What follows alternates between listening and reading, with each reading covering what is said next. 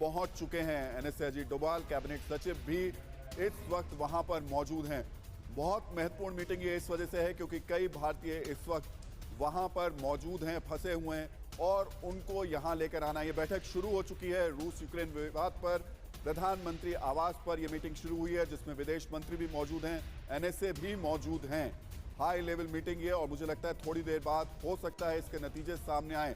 सबसे पहली प्राथमिकता भारत के लिए है उन लोगों को लेकर जो इस वक्त यूक्रेन में फंसे हुए हैं। एक बड़ा चैलेंज, एक बड़ी चुनौती यूक्रेन में ये भी है कि वहां पर एयर स्पेस बंद हो चुका है, एयरबेस तबाह कर दिए गए हैं और फिलहाल हवाई अड्डों की स्थिति भी ऐसी है कि वहां कुछ किसी को सूझ नहीं रहा। ऐसी स्थिति में उन तमाम भारतीयों को वापस लेकर आना सरकार के लिए निश्चित तौर पर एक बड़ा टास्क है। पहली बड़ी खबर यह है कि विरोधियों को पुतिन की चेतावनी है।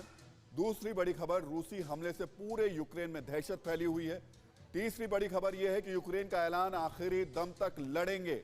चौथा, कई इलाकों में यूक्रेन की सेना ने सरेंडर कर दिया है। और पांचवी बड़ी खबर यह कि रूस के हमले के बाद थर्ड वर्ल्ड वॉर की आशंका दिखाई दे रही है। तो यूक्रेन पर रूस के हमले के बाद इस वक्त का बड़ा अपडेट आपको बता देते हैं। सबसे पहला अपडेट रूस से आया है। रूस के राष्ट्रपति पुतिन ने कहा है कि जो भी रूस या रूस के लोगों के लिए खतरा बनेगा उसके खिलाफ रूस जरूर कार्रवाई करेगा। पुतिन ने पश्चिमी देशों को चेतावनी दी कि अगर उन्होंने रूस के खिलाफ कोई कदम उठाया तो उन्हें ऐसे सबक सिखाया जाएगा जो उन्होंने इतिहास में कभी नहीं देखा होगा। पुतिन ने दो टूक शब्दों में कहा कि रूस हर हालात के लिए तैयार है। पुतिन के सुर से साफ है कि रूस अब आर पार की लड़ाई के लिए मूड में है और अगर यूक्रेन को लेकर अमेरिका के नेतृत्व में नेटो ने रूस के खिलाफ कोई कदम उठाया तो तीसरा विश्व युद्ध तय है। यूक्रेन पर रूस हमले से जुड़ा दूसरा बड़ा अपडेट आपको बता देते हैं। रूस के हमले से पूरा यूक्रेन दहशत में है। यूक्रेन के कई शहर बारूदी हमले में जल रहे हैं। रूसी हमले से डरे यूक्रेन के आम लोग जान बचाने के लिए बंकरों में छिप गए हैं। कई लोग शहर छोड़कर भाग रहे हैं। बड़ी संख्या में यूक्रेन के लोग पोलैंड पलायन कर रहे हैं। पूरा यूक्रेन इस वक्त खौफनाक दहशत के साए में है। यहां हर तरफ बदहवासी और अफरा तफरी है। जंग से जुड़ी तीसरी बड़ी खबर यह है कि यूक्रेन के राष्ट्रपति जेलेंस्की और यूक्रेन की सेना ने कहा है कि हम रूस के खिलाफ आखिरी दम तक लड़ेंगे। राष्ट्रपति जेलेंस्की ने यूक्रेन के आम लोगों से हथियार उठाने और रूस के खिलाफ लड़ने की अपील की है। इतना ही नहीं, जेलेंस्की ने रूस के आम लोगों से पुतिन के खिलाफ सड़क पर उतरने की भी अपील की है।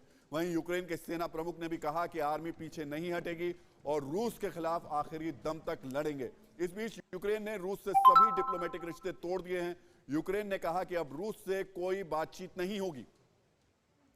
युद्ध से जुड़ी चौथी बड़ी खबर यह कि कई इलाकों में यूक्रेन के सैनिकों ने रूसी आर्मी के सामने सरेंडर कर दिया है। लुहांस्क के बागियों का कहना है कि यूक्रेन की 57वीं बटालियन ने सरेंडर कर दिया है। दूसरे कई इलाकों में भी डरे हुए यूक्रेन के सैनिकों ने सफेद झंडे लहराकर सरेंडर किया। रूसी फौज लगातार यूक्रेन के अंदर घुसती जा रही है। यूक्रेन पर रूस के अटैक से जुड़ा पांचवां और सबसे अहम अपडेट यह है कि दुनिया वर्ल्ड वॉर के दरवाजे तक पहुंच गई है। यूक्रेन पर रूस के अटैक के बाद नेटो ने भी रूसी हमले का जवाब देने की तैयारी शुरू कर दी है। नेटो में शामिल कई यूरोपीय देश आपात बैठक कर रहे हैं। अमेरिका ने भी कहा है कि वो अब ऐसे कदम उठाएगा जिसकी उम्मीद रूस को नहीं होगी।